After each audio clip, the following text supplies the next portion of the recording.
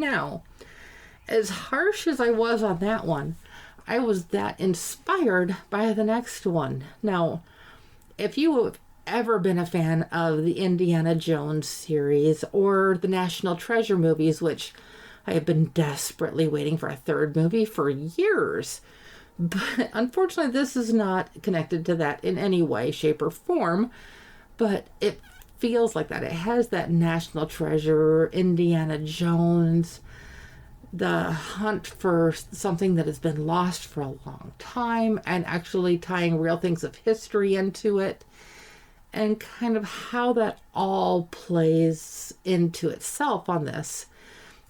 And it starts with explorers, two boys that grew up in an orphanage, and they basically wanted to find some stuff with family heritage, and the first person to circumnavigate the globe. Now, that might generate a few names for you, but I'm not going to give it away of the actual name that's involved with that, because that kind of plays a big part of the movie. And I don't want to give it away, because this is one that you're going to want to go check out. This one, really surprising. They really could have gone a lot of different directions with this, but how this is done is so well. It's not woke in the least, which is such a breath of fresh air when it comes to movies and stuff nowadays. Now, you notice I probably didn't mention a whole lot about that in the last one either. There were a few key comments that tried to be quote unquote woke, but in the last one, in the Death on the Nile, sorry, when I literally say it's forgettable, I literally just got done talking about it and I couldn't even think of the name of it. So that really says a lot for that one. But in this one, it's all about who you can trust, who you can't, who you have to align yourself with in order to find out some truth, and realizing that a lot of fortunes are dipped in blood in their whole thing. And this is, okay, I'm even going to go a little bit of a step further here.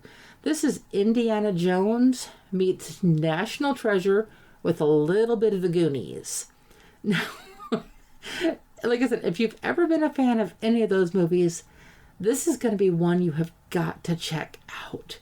Now, if you do go see this, it's this is an adventure. This is a fun date night movie. This is one that you're going to make sure you pee before you go into the movie and stuff like that, because there's not, you don't want to get up during this movie, and it's a little over 2 hours long, but it's so worth it. It's like you just want to be glued to your seat the whole time, and I love stories like this.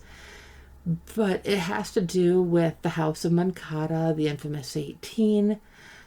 Just, it's a lot of half-truths about history with some real history mixed in. And overall, it's just a lot of fun. So, like I said, this is one that, how do I want to put that? It redirects your interest in a whole new level, and it leads into the whole idea that this is just the first of many of these, and if they're half this good, we're going to be happy. But also, if you do go see this one, there are 2 bonus scenes. There's one in the beginning of the credits, and there's one mid-credits. I was so hoping that there was going to be a post-credit scene too, and though I was happy for the 2 that I got, I wanted more, and so I'm just anxious to see if the next one is. Now, you're probably curious what I gave Uncharted on the deputy scale. Well, this one might actually shock some of you. I gave it a 7.5 out of 10 on the deputy scale. And honestly, I was maybe thinking even a little bit higher than that, but there was just a couple things that were just a little bit off for just my personal taste. And so I just had a hard time of kind of leaning a little bit more towards the 7.75, but I settled on 7.5, which is an amazing score in and of itself. Like I said, if you're looking for a fun adventure movie, or if you've ever liked any of those ones that I had mentioned, this is one to check out. Alone, with family, date movie, by yourself, college friends, beer buddies, whatever. You guys are gonna have a lot of fun. This is one to definitely check out.